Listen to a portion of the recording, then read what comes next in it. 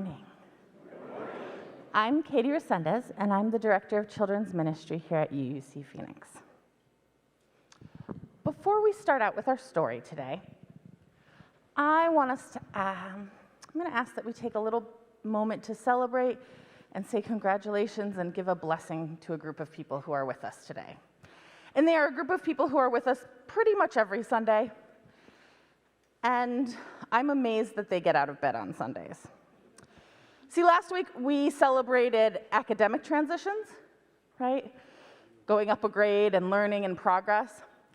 But there's a group of people who help make that happen that we don't always mention. And I want to say, teachers, you survived another year.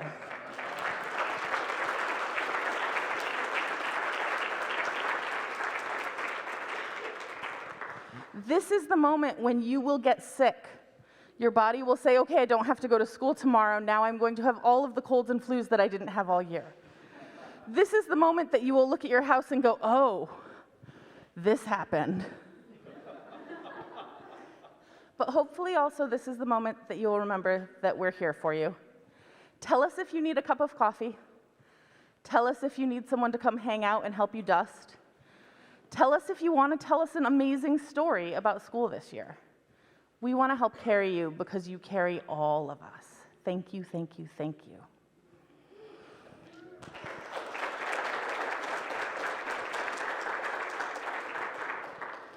Okay, this morning's story, I'm going to need some people to come up because I need an invading force. And I need you to gather over here. Where's the invading force? Over here. Right here. You can be on the steps over here in this area, okay?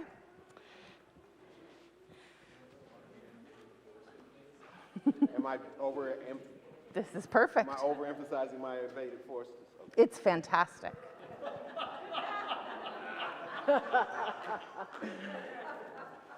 Nice. Very nice. Okay. So I want to tell you that this morning's story is going to include a phrase that I don't normally call people, but it's what the people themselves use and what they used at the time, and it includes a title that becomes very important.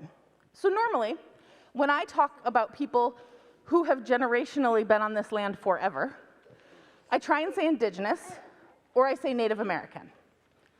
But today I'm going to say American Indian.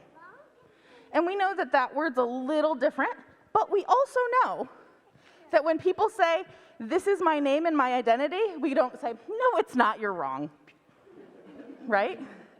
So the phrase American Indian becomes very, very important to the people in this story. So we're going to use it because we want to honor them. And we're not going to tell them, no, your name is the wrong name you chose. Got it? Okay. Okay, so this story starts on November 20th, 1969, outside of San Francisco. In fact, truly outside. November's cold, for those of us who live here. It's cold, cold. And when I say outside of San Francisco, I mean in the water. Actually in the water. There are waves crashing and moving, and there's cold, cold, icy water. And you all are on a boat. You're actually on quite a few boats. See, our band of invading forces is 89 people. And among them, there are men and women and children. There are teachers. There are nurses and healers. There are engineers. There are activists. There are people who have been named criminals. And every single person is here by choice and by selection. Everyone has a purpose to serve. So all of you are cold. All of you are in a boat. And I'm a guard. I am the one and only guard who has been left to guard a piece of land.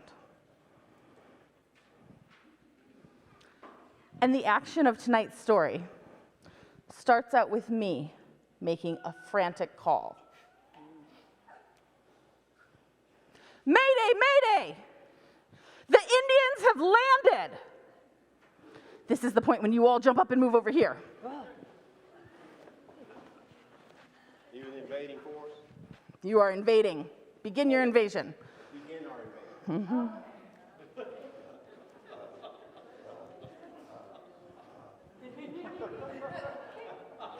Good job. I like the sneaky invasion happening here.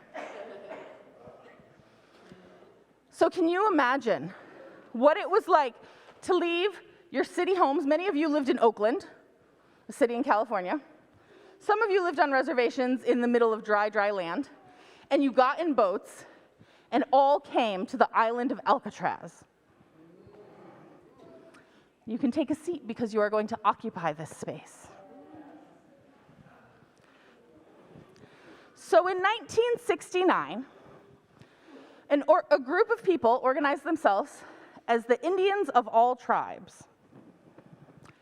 And they occupied the island of Alcatraz. Alcatraz was once a prison. It was an island that was taken by the US and turned into a prison to hold people. It was then abandoned and left to rot. But here's the thing, just because our government has decided a piece of land is worthless doesn't mean it's no longer sacred. Doesn't mean it's no longer important. And so when the IAT, Indians of all tribes, occupied Alcatraz, what they were saying was not, we are colonizing this, not, we are taking this away from you, but this was always ours. Say that with me. This was always ours. Exactly. The occupation of Alcatraz is amazing in US history because it was one of the times where we see a community that came together, designed who would be part of that community, and then with a plan took action. It wasn't, oh no, everything's crazy, let's all go and figure out what to do next, right? It was, let's make a plan, let's make sure everyone's taken care of. Within 8 days, they had operational schools set up for the kids. Within 1 month, they had learning institutes where they had college professors coming in and teaching all sorts of things. They had a functional labor and delivery unit. They had all sorts of healthcare and food, but food was a tricky one, right? It's November on a rocky island. So the band Creedence Clearwater Revival bought them a boat so they could ship food back and forth. That makes sense, right? Another reason to like John Colby. Exactly. This occupation lasted for 19 months. It did end, they were removed, but people came back and forth and a few different things. Alcatraz is now a national park, and the US would say, oh, that was the mediated response. That was the thing negotiation came up with, and that was an even share. Here's the thing. The reason that the occupation needed to happen, the reason that we have to talk about today, the reason that most of us don't realize that that Phoenix has the largest urban native population in the country is because we think all the natives are dead. And we are continually taught that again and again and again. Okay. When we decide that people don't exist anymore, we free ourselves from taking care of them, and we have completed the cycle of dehumanization. And a word that we've talked about, genocide. We've decided they're all dead. So if we as nice people up in our castle in Paradise Valley want to do something about this and carry it on, one of the things we need to look at is the request that currently exists by AIM to give back Alcatraz to the Native community so that the first island that people will see when coming into San Francisco will be a Native-held land. And they ask that it honors one of the original things, which is AIM is willing to pay, just like IAT was back in the 60s.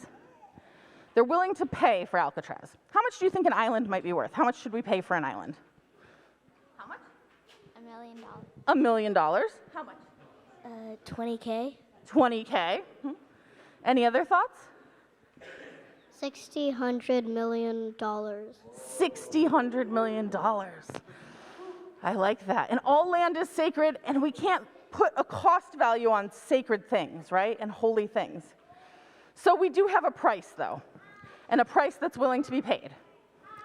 $24 worth of glass beads and red cloth.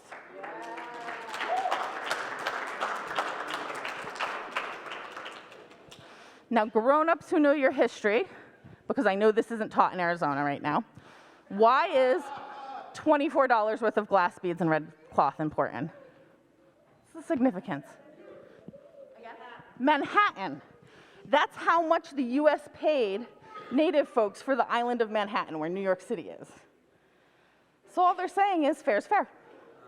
Equal return. Yeah. Okay, so this story is fun to tell because it's adventure and darkness and night, and I like thinking of the piracy element of it. But I want us to go back to where we've been occupying forces this summer, this spring. We were the people in Watts, right? And we were told that if we lived here, there would be more crime, not just more grilled cheese sandwiches, because we were there and we were bad. We talked about oppression, and that it's not just the person who's being held down's job to lift up the arm, right? Everyone has to work on it, and the arm needs to go away. Here's the last piece, is that when people fight for their own rights in their own space, we have to acknowledge it, we have to honor it, and we have to believe what they need. And we have to stand behind them. Because liberation only happens when someone says, this is what I need to be free, and we look at them and say, yeah, you're right. And we stand beside them. And we can give people back land. It's not hard, it's not a big deal. As much as we want to say it's more complicated than that, it doesn't have to be. Okay. My last thought for today is that imagine if every time we had an invading force, we brought a labor and delivery unit and a pack of teachers. That would be amazing. That's all. Thank you so much.